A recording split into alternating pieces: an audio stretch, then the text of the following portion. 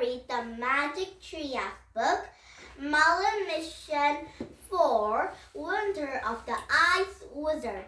And today we're gonna start it at chapter 5, the Norns. But the end of reading at chapter 7, okay? Now, are you ready for read this? One book with a lot of stories, and now here we go. And first you can read the Magic Tree of Merlin Mission book 4, Winter of the Ice Wizard, chapter 5, the Norns. Teddy slammed the door against the wolves. Jack caught his breath. Welcome, the three Norns said in unused.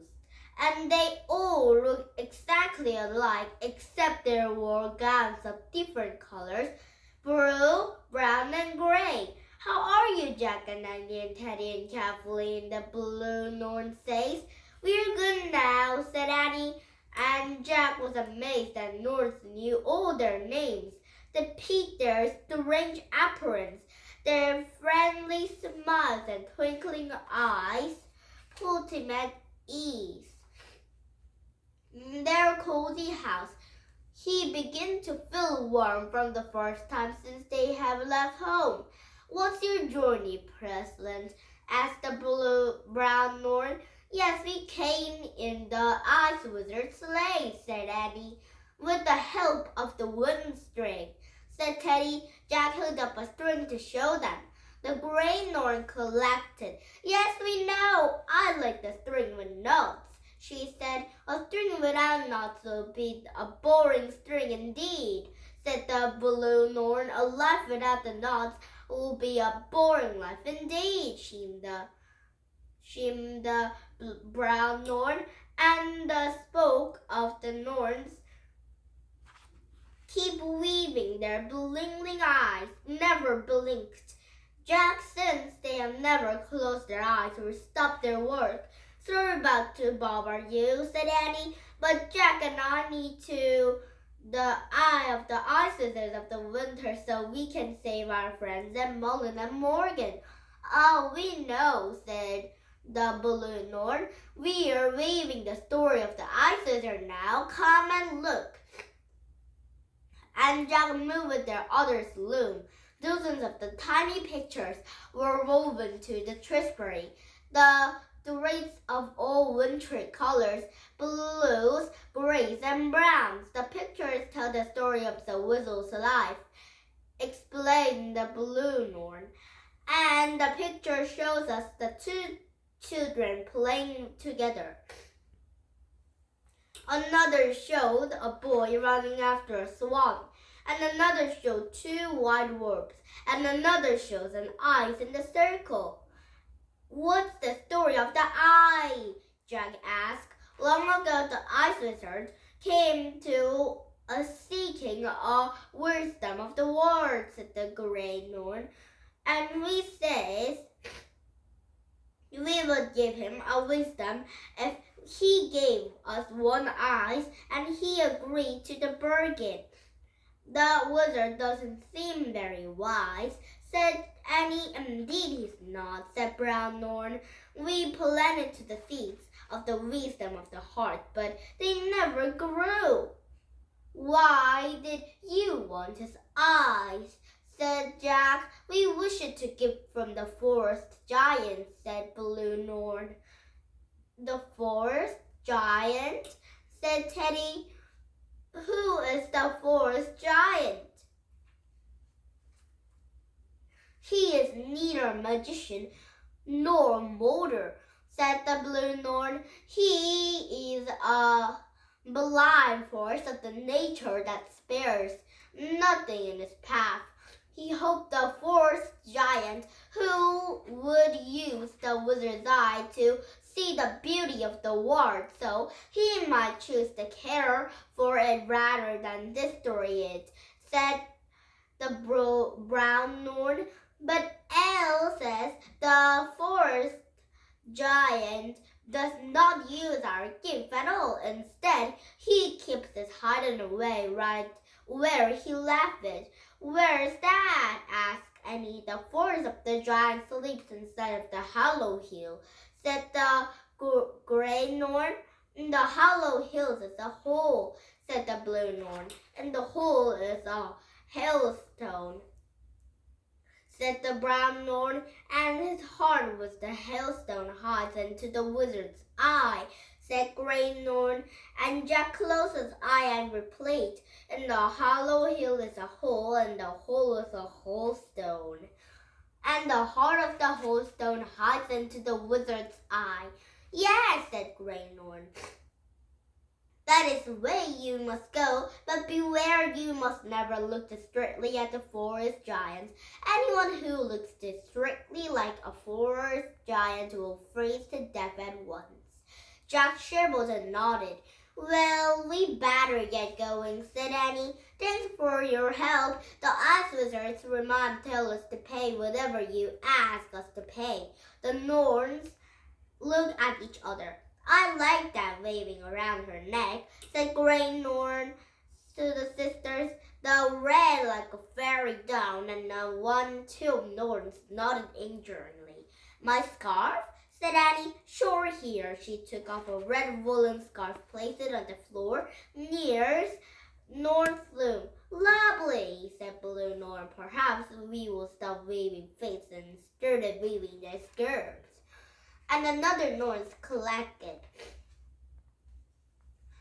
Well, go now, said the Grey Norn. Travel toward the North Star. Then you will reach the snowy hills. Look for one of those peaks missing. And Jack and Annie and Teddy started toward the door, but Kathleen stayed behind. Forgive me, but I have one more question, she said. She pointed to the picture of the swan and the boy on the tapestry. What is this story? 'Tis a sad tale, said the Grey Norn. The Ice Wizards have a younger sister who loves them more than anything in the world. One day they fight over something foolish, and one of them,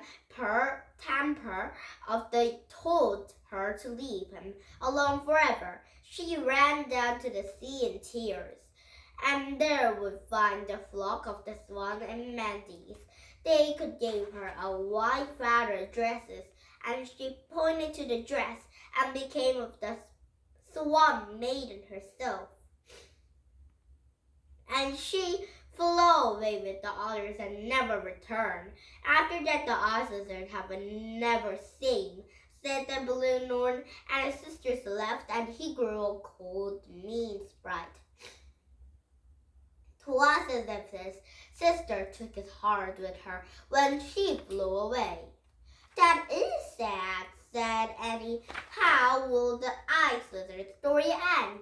You, not we, will determine the traits we leave next, said the Brown Norn. We will, said Annie. Yes, said the Grey Norn.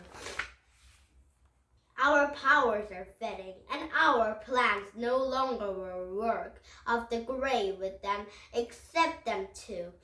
The Ice Wizard has no wisdom. The force of the giant has no sight. You must go to and finish the story. The three sisters smiled at her visitors, and their skinny fingers floated over their waving, and the butterflies flew over flowers. They couldn't help smiling back at them, but then he looked about Merlin and Morgan. He thought about the dangers waiting outside. One last question, he said. What's the story of the two white wolves? Oh, the wolves, said the Blue Norn. Not fair of the wolves. The life about the wolves to be boring life indeed. Her two sisters smiled agreement. For the moment, their smiles made Jack feel afraid of the white wolves and the wizards of the forest giant too. Goodbye, goodbye, goodbye, said the three sisters. And Jack and Annie waved. Jack others waved goodbye. Then they slipped out of their houses of the Norns into the icy night. And now Jack and Annie and Kathleen and Teddy are going to find the Ice Wizards eye. So they need to go very fast to find that because it's a very short snow day, I think. Yes. And now it's chapter 6 and the Hollow Hill. Now let's start reading Hollow Hill now. Standing into the cold, Jack felt afraid again. There was a big paw prints onto the moonlit snowing around the house. And their words weren't there, said Kathleen. Perhaps we should go back inside, said Teddy. No, said Kathleen. We must walk with Jack and Annie back into the big sleigh and stand into the journey of the Hollow Hill. Yes, of course, said Teddy, nodding. As they held Carton loosely told the rocks, Jack glanced back at the house of Norns. He wished they could return as closely as words meant. Kathleen pushed her hand to his shoulder. Come, she said. You must hurry. Jack dragged with the others through the passageway rocks. They've got the other side. There's no sign of the two white words, silver say of the waiting of the moonlight. And Jack and Annie climbed inside it. Can you come with us? Jack asked Teddy and Kathleen. Remember you said if we all work together, we can do anything? Aye, said Teddy. But what is the answer they said into the truth? Only the mortals can undo the bargain with the faith. Do not fear, said Kathleen. We will be in your sprite, and we will meet you back at the wizard's palace at the dawn. How will you get there? Said Annie. I have a few moms I can try, said Teddy, smiling. And I have a bit of the silky magic, said Kathleen, and we have our wind strings, said Annie. Hasten the Hollow Hill, said Kathleen. And remember what the Norns told you, said Teddy. Never look at the forest giants. I know, said Teddy. He pulled out of the wind string. He looked at his gloves and unteed the knot breathing. Began to blow, and Jack unteed of the second knot. The breeze grew stronger, sail on forward, but the rudder slid forward, and the untee of the third knot. The wind blew hard, and the white sail snapped, and the sleigh took off their night. Stand fast, Teddy called after them. Kathleen asked the sleigh swiftly over the sea ice. Soon the sleigh bumped down to the snow-covered pane with a veer of Sharpie to the right. Now toward the North Stars, Jack called to Annie, and Annie turned to the water, stealing to the sleigh back, of course. And they sailed through the bright star in distance, and they all have a silver runners, so wash it across the windswept snow. And Jack braced himself against the cold, and he keep a look out from the wide wolves. But he didn't see any sign of them, just a sleigh sped across the moonlit to the pane. Soon he could just a row of the snow-covered hills distance. Look, he said. There it is. She pointed to the one of the hills, the only one without a peak. Tie her down, Annie shouted, and Jack tied into the one of the string, and then sleigh began to slow down. He tied a second, and then a third. The wind died down completely, and the sleigh coasted into the stop at the foot of the Hollow Hill, and Jack and Annie climbed out, and Jack looked up at the stepped white slope. How do we get out inside? He said. I don't know, said Annie. How do you think the forest giant gets inside? Oh, the forest giant, said Jack. He really wished Teddy and Kathleen were with them. He felt as a part of the team was missing, and Annie seemed to the reed dots. We can do it, she said. We have to for Morgan and Merlin. Jack nodded. You're right, he said, and then they started into the hill into the moonlight. Up there is that an opening, said Annie. Maybe, said Jack. Let's climb and check out. When they climbed into the little way up to the hill, Jack could clearly see the break into the snow-covered slope. Let's see if it lands inside, said Annie. Wait, what about the forest giant? Said Jack. We have our feeling. He's not right here now, said Annie. We'd better go and find the wizard's eye before he comes back. Okay, said Jack, but be careful. They scurried farther up the slope, and then when they came opening, they thought the huge crack into the hill, and Jack and Annie found themselves into the ledge of a deep rounded hole, and the moon floated down into the open hilltop. The bottom of the hollow was the flat spot as they looked as if the snow had been blown in circles. That must be to the giant's sleep, said Annie. Yeah, and it's probably there in the heights, I said Jack. We must have to find the hole, remember? He relieved that Lawrence said. The hollow's in the hole is the hole stone, and to the heart of the hole stone hides into the wizard's eye. Right, said Annie, and Jack looked down at the snowy throw. He looked back at Annie. Onward, onward, she whispered. Jack and Annie scrambled down to the hollow, stepping carefully through the silver moonlight, and studied to the ground looking for the hole. And Jack scrambled fell. Why, she said, I think I just find the hole. I stepped it in.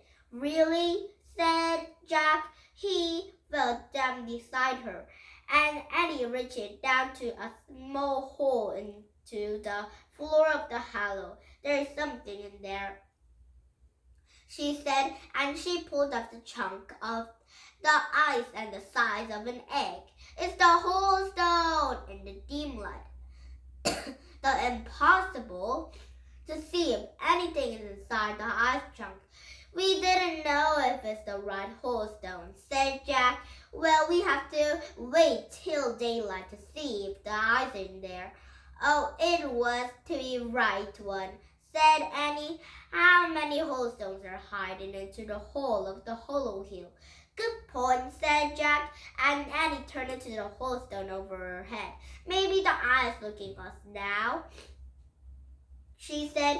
That's certainly impossible, said Jack, and an eye can unused to the contact of the brain.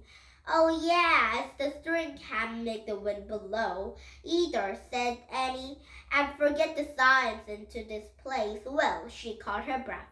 Did you feel what? Feel what? Said Jack. The ground is shaking, said Annie, and Jack felt the ground trembling. He heard a strange sound, so the loud huffing sounds coming from inside of the huff, huff, huff. It sounded like the breathing. The giant's back, said Annie. Oh no, cried Jack. The ground kept rumbling. The breathing sounds got louder. Hide at the whole stone, said Jack, and Annie shoved the chunk to the pocket. Huff, huff, huff. It sounded like a giant is entering the hollow. He's coming, said Annie. Hide, whispered Jack. And Jack pulled Annie to the shadows and remembered the great noise running. Everyone who looks directly like the force of the giant will freeze like a death-like ones. Whatever you do, don't look at him, he whispered to Annie. Crouching in the dark, he had burned like their faces, and hands had waited, huff, huff, huff, with an each breath with the force of giant blast of the cold. Oh wait. And now it's chapter 7, The Forest Giant. I think Jack and Annie have fought the first giant, and the first giant have came inside the cave. So they need to hide. But they need to find the ice wizard's eye too, so they need to hurry. And now tomorrow we started at chapter 7, and I think we're the end of reading at chapter 9, or today at the library I will read this all. But if I can't read all, then I will tell you about the story of the reading part, and the last part I can't read. Let's read together. But when I can't read all of them, then let's read tomorrow together, okay? And now, did you have fun? U.S. English Country will come back with some of these books, but not the story because it might be a new chapter to read, okay? Now, bye-bye, everybody. And if you like my YouTube, please thumbs up my YouTube. Now, bye-bye, everybody. Have a nice day. Bye!